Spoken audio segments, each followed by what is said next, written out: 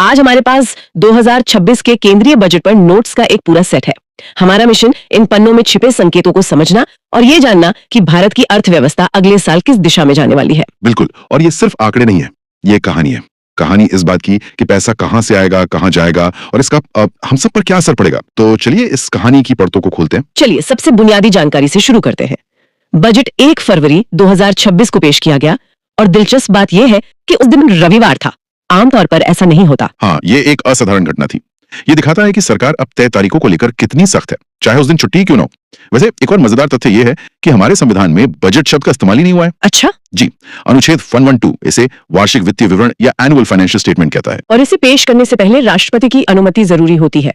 ये एक धन विधेयक मतलब मनी बिल के तौर पर लोकसभा में पेश होता है। अब थोड़ा इतिहास की बात भी कर लेते हैं। स्रोतों में कुछ दिलचस्प तथ्य दिए गए हैं। हाँ, जैसे कि भारत का पहला बजट 1860 में जेम्स विल्सन ने पेश किया था। आजाद भारत का पहला बजट आर.के. षणमुखम चिट्टी के नाम है और गणतंत्र भारत का पहला जॉन मथाई ने पेश किया। लेकिन सबसे ज्यादा बार बजट पेश करने का रिकॉर्ड मोरारजी देसाई के नाम है, पूरे 10 बार। बिल्कुल, और महिलाओं में इंदिरा गांधी प्रधानमंत्री रहते हुए बजट पेश करने वाली पहली महिला थी। लेकिन निर्मला सीतारमण पहली पूर्णकालिक महिला वित्त मंत्री हैं जिन्होंने ये जिम्मेदारी संभाली है। और ये उनका लगातार 9वां बजट था। जी, हर बजट की अपनी कुछ परंपराएं भी होती हैं, जैसे हलवा समारोह। हाँ, ये बजट दस्तावेजों की छपाई शुरू होने से ठीक पहले होता है। इसका मकसद बड़ा दिलचस्प है। क्या है? गोपनीयता। एक बार हलवा बंटने के बाद बजट बनाने की प्रक्रिया से जुड़े सभी अधिकारी और कर्मचारी नॉर्थ ब्लॉक में ही रहते हैं, जब तक कि वित्त मंत्री संसद में बजट पेश न कर दें। उन्हें बाहरी दुनिया से संपर्क करने की कोई इजाजत नहीं होती। वाह, ये तो काफी सख्त प्रक्रिया है। अच्छा, अब बजट के मूल विचार पर आते हैं। सरकार ने अपने 3 प्रमुख कर्तव्य और कुछ जरूरतें बताई हैं। क्या है वो? स्रोतों के मुताबिक 3 कर्तव्य हैं। पहला, देश में तेज और टिकाऊ आर्थिक विकास सुनिश्चित करना। दूसरा, जनता की उम्मीदों और आकांक्षाओं को पूरा करना। और तीसरा, सबका साथ सबका विकास के सिद्धांत पर चलना, मतलब समावेशी विकास। और इन कर्तव्यों को पूरा करने के लिए जरूरतें क्या बताई गई हैं? 3 मुख्य जरूरतें हैं। पहला, मजबूत इंफ्रास्ट्रक्चर। दूसरा, एक मजबूत वित्तीय क्षेत्र यानी हमारे बैंक और बाजार। और तीसरा, आर्टिफिशियल इंटेलिजेंस मतलब एआई जैसी नई तकनीकों का इस्तेमाल। तो ये पिछले 12 सालों की नीति का ही एक तरह से विस्तार है। आर्थिक स्थिरता, राजकोषीय अनुशासन और कम महंगाई पर आधारित। बिल्कुल, तो ये है बड़ा विजन। लेकिन इस विजन को हकीकत में बदलने की रणनीति क्या है? यहीं पर बजट के 6 स्तंभों की बात आती है। सही कहा, बजट की पूरी इमारत इन्हीं 6 स्तंभों पर खड़ी है। ये है विनिर्माण यानी मैन्युफैक्चरिंग, दूसरा विरासत हेरिटेज, तीसरा MSME यानी सूक्ष्म, लघु और मध्यम उद्यम। हाँ, चौथा अवसंरचना इंफ्रास्ट्रक्चर, पांचवा ऊर्जा सुरक्षा एनर्जी सिक्योरिटी और अंत में छठा शहरी आर्थिक विकास अर्बन डेवलपमेंट। चलिए एक एक कर इन स्तंभों को समझते हैं। पहले 2 स्तंभ है विनिर्माण और विरासत। यहाँ कुछ बड़ी योजनाओं का जिक्र है, जैसे बायोफार्मा शक्ति और सेमीकंडक्टर मिशन 2020। बायोफार्मा शक्ति के लिए 10,000 करोड़ रुपए रखे गए हैं। ये दिखाता है कि सरकार दवा और वैक्सीन बनाने के क्षेत्र में रिसर्च और डेवलपमेंट को कितना महत्व दे रही है। और सेमीकंडक्टर मिशन 2.0 तो और भी महत्वपूर्ण है। आज के दौर में चिप्स या सेमीकंडक्टर के बिना तो कुछ भी नहीं चलता, फोन से लेकर कार तक। बिल्कुल, इस मिशन का लक्ष्य भारत को चिप बनाने का एक बड़ा केंद्र बनाना है। यहाँ रेयर अर्थ मैग्नेट कॉरिडोर का भी जिक्र है। ये सुनने में बहुत तकनीकी लगता है। हाँ, आम इंसान के लिए इसका क्या मतलब है? देखिए, रेयर अर्थ मैग्नेट वो खास तरह के चुंबक होते हैं जो इलेक्ट्रिक वाहनों, पवन चक्कियों और लगभग हर आधुनिक इलेक्ट्रॉनिक उपकरण में इस्तेमाल होते हैं। अभी हम इनके लिए ज्यादातर चीन पर निर्भर हैं।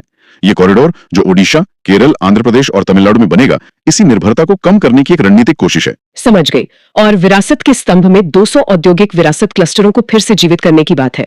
इसका क्या मतलब हुआ? इसका मतलब है कि हमारे देश में कई ऐसे पुराने औद्योगिक क्षेत्र हैं जिनका ऐतिहासिक महत्व है, लेकिन अब वे पिछड़ गए हैं। उन्हें दोबारा विकसित करके वहां नए रोजगार पैदा किए जा सकते हैं और साथ ही उनकी ऐतिहासिक पहचान को भी सहेजा जा सकता है। ठीक है, अब आते हैं तीसरे और चौथे स्तंभ पर, MSME और इंफ्रास्ट्रक्चर। MSME को चैंपियन बनाने की बात कही गई है। हाँ, MSME हमारी अर्थव्यवस्था की रीढ़ है। उन्हें चैंपियन बनाने का मतलब है इक्विटी और कैश सपोर्ट के जरिए उन्हें मजबूत करना, ताकि वे न केवल देश में बल्कि दुनिया में भी मुकाबला कर सकें। इसके लिए अवसंरचना जोखिम गारंटी निधि बनाने की भी बात है। जी, इंफ्रास्ट्रक्चर रिस्क गारंटी फंड।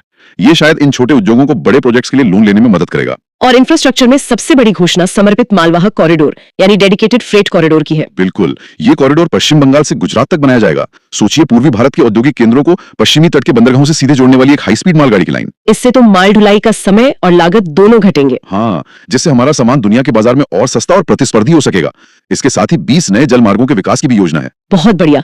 अब आखिरी 2 स्तंभों पर चलते हैं, ऊर्जा सुरक्षा और शहरी विकास। यहाँ भविष्य की बड़ी योजनाएं दिख रही हैं। हाँ, सबसे पहले तो 2070 तक नेट जीरो का लक्ष्य है। इसका मतलब है कि 2070 तक भारत पर्यावरण में उतनी कार्बन डाइऑक्साइड छोड़ेगा जितनी वो सोख सकता है। ये एक बहुत बड़ा और महत्वाकांक्षी लक्ष्य है। और इसी से जुड़ी है कार्बन कैप्चर, उपयोग और भंडारण योजना। जी, ये एक ऐसी तकनीक है जिसमें फैक्ट्रियों से निकलने वाले धुएं से कार्बन को पकड़कर जमीन के नीचे स्टोर कर लिया जाता है। और शहरी विकास में हाई स्पीड रेल कॉरिडोर पर जोर है। हाँ, मुंबई, पुणे और हैदराबाद, बेंगलुरु जैसे 7 हाई स्पीड रेल कॉरिडोर की बात है। इससे बड़े शहरों के बीच यात्रा का समय बहुत कम हो जाएगा।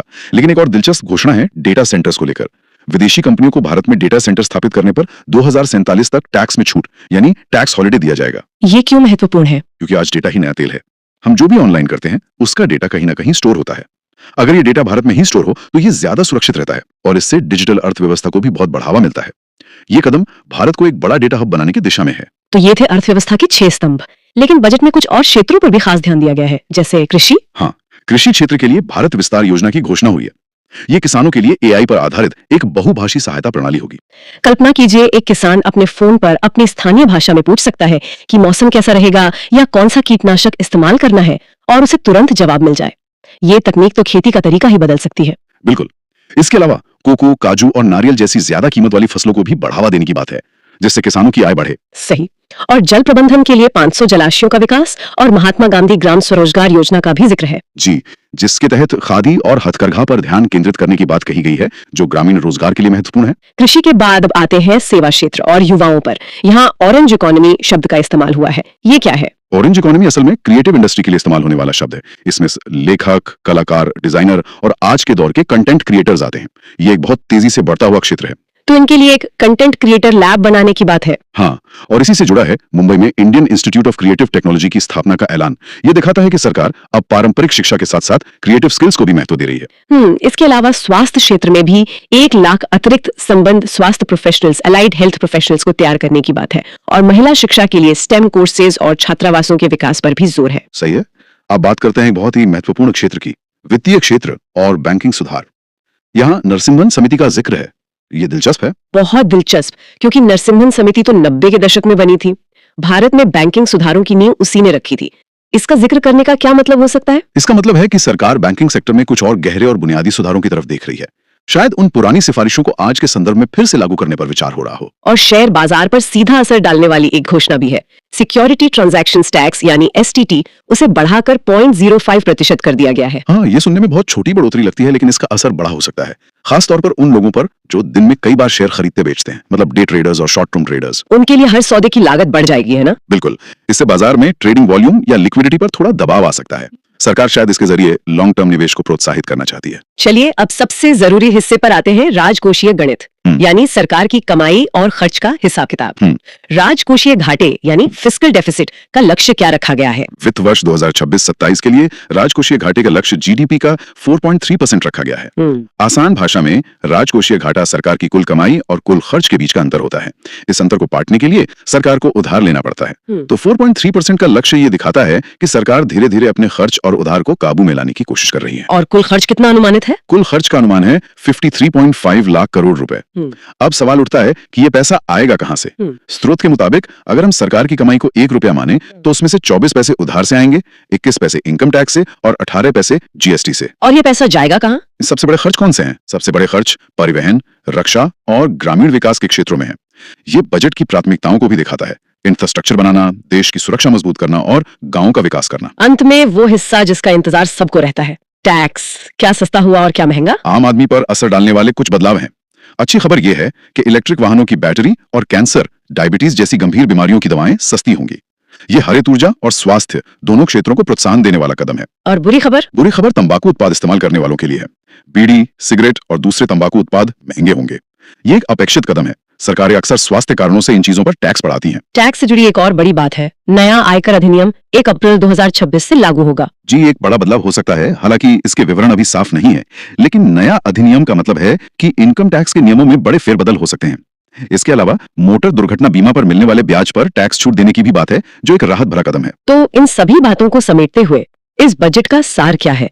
इसका मुख्य फोकस कहाँ है? कुल मिलाकर देखें तो यह एक भविष्योन्मुखी और विकास केंद्रित बजट है। इसका मुख्य जोर आर्थिक विकास, समावेशन और तकनीकी प्रगति पर है। यह विकसित भारत के लिए एक रोड मैप बनाने की कोशिश करता है। इसमें एआई, सेमीकंडक्टर, ग्रीन एनर्जी जैसी भविष्य की तकनीकों पर बड़ा दाव लगाया गया है। लेकिन इसमें एक चुनौती या कमी भी बताई गई है। हाँ, शोध में बताया गया है कि रोजगार को लेकर कोई बहुत बड़ी या सीधी घोषणा नहीं की गई है। ऐसा लगता है कि सरकार का नजरिया ये है कि इंफ्रास्ट्रक्चर और टेक्नोलॉजी में निवेश करने से रोजगार अपने आप पैदा होंगे, बजाय इसके कि सीधे सरकारी नौकरियों की घोषणा की जाए। तो फोकस एक सक्षम माहौल बनाने पर है। बिल्कुल। तो ये था 2026 के केंद्रीय बजट का एक गहरा विश्लेषण, जो हमें बताता है कि सरकार आने वाले समय में देश को किस रास्ते पर ले जाना चाहती है। ये भविष्य की नींव रखने वाला बजट लगता है, जिसका असर हमें धीरे धीरे देखने को मिलेगा। एकदम सही। ये एक मैराथन की योजना है, 100 मीटर की दौड़ की नहीं। इसी के साथ आज की ये चर्चा समाप्त होती है, लेकिन एक सवाल हम अपने श्रोताओं के लिए छोड़ जाती हूँ। बजट ने भविष्य की टेक्नोलॉजी और बड़े इंफ्रास्ट्रक्चर पर भारी निवेश किया है, पर क्या ये टॉप डाउन अप्रोच जमीनी स्तर पर उन करोड़ों नौकरियों का निर्माण कर पाएगी जिनकी भारत के युवाओं को आज सख्त जरूरत है? इस पर सोचिएगा जरूर।